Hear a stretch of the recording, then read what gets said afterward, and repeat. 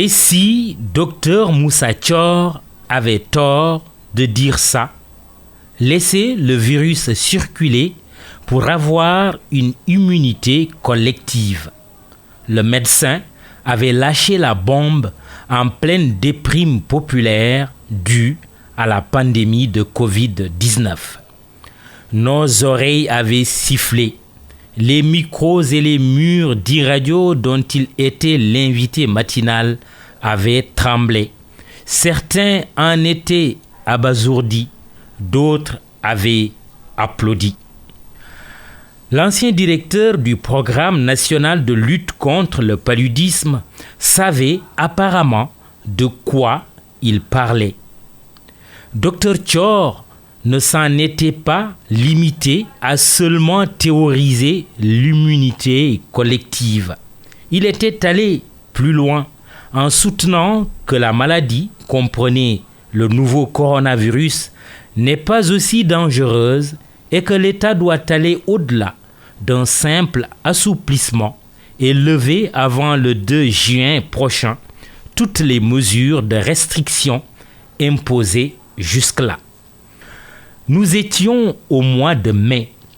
Près de 4 mois après, Dr Moussa Thior aurait-il dit la même chose? Soutient-il d'ailleurs toujours la même thèse?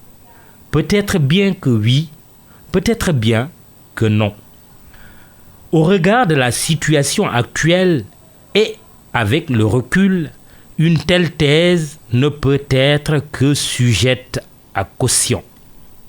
Entre-temps, au fil des entretiens avec les journalistes très friands des déclarations fracassantes, l'ancien monsieur paludisme du Sénégal avait littéralement mis à terre la stratégie de communication de ses collègues et du ministère de la Santé.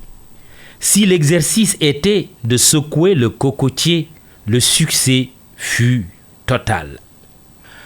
Dr Moussa Thior était ainsi devenu une star ou une contre-star parmi d'autres stars qui se nomment Professeur Moussa Seydi, Amadou Alpha Sall, Ousmane Faye et Dr Marie-Khémesse Ngom Ndiaye, Abdoulaye Bousso, coqueluche des médias, Aloïse Waly Diouf.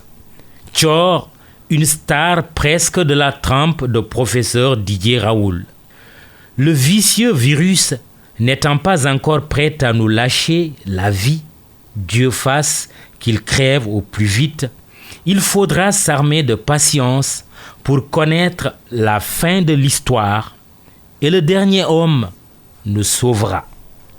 Pour l'heure, le sentiment le mieux partagé est que la pandémie est à l'état de métastase, normal pour une tumeur maligne comme le coronavirus. Entre le corona et le cancer, le C les rassemble. Les cas positifs au Covid-19 ont augmenté, les morts proportionnellement. La peur s'est à nouveau emparée de la cité alors qu'il nous faut garder toute notre sérénité. L'explication ne tient pas seulement à la situation qui aurait explosé. Elle est également liée au fait que ce ne sont pas uniquement les personnes anonymes qui meurent. La disparition à la chaîne de figures marquantes de notre pays, chefs religieux, personnalités politiques, journalistes célèbres, grands entrepreneurs, donne l'impression avérée ou non que la situation est désormais hors de contrôle. Que les riches ou célébrités tombent de cette façon et presque chaque jour, cela traduit une réalité. Le fameux virus ne tue pas que les pauvres. Que l'on soit riche ou pauvre, on est tout seul dans son cercueil. Cette vérité prend tout son sens en ces temps de pandémie. L'État doit renouer avec sa mission régalienne. Il n'y a pas encore moins 1000 solutions. Restaurer les mesures de restriction partout où nécessité se fait sentir.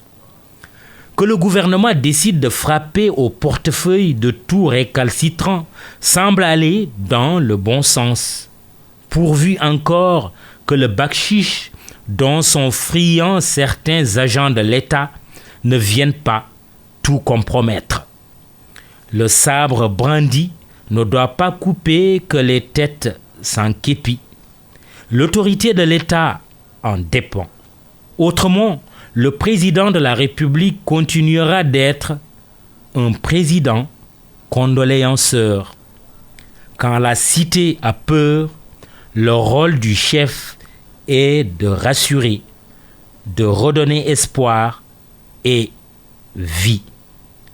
Comment, dans un tel contexte, abreuver d'injures et menacer de mort un héros national, le vaillant professeur Seydi?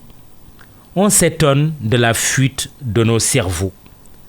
Professeur Felwine Sarr ne vient-il pas de grossir les rangs de la Légion étrangère, comprenant nos brillants esprits partis faire briller leur savoir ailleurs dans de prestigieuses universités? Parallèlement, d'autres Sénégalais à la science infuse, censeurs de conscience, multiplient les imprudences. Mame Mactar Gueye de Jamra est de ce lot. Sa dernière bourde à l'endroit de la communauté chrétienne pour dénoncer encore une série télévisée est la preuve qu'il doit arrêter son dangereux jeu d'acteur avant qu'il ne soit trop tard. Spécialiste de tout, donc spécialiste de rien du tout. Il ne faut peut-être pas désespérer de tout. La Gambie et la Mauritanie sollicitent l'appui du Sénégal pour vaincre la pandémie. En hommage au professeur Seydi et à tous nos savants, on retient de Jésus ou Insa, dont tout le monde se moquait, cette leçon. Nul n'est prophète en son pays.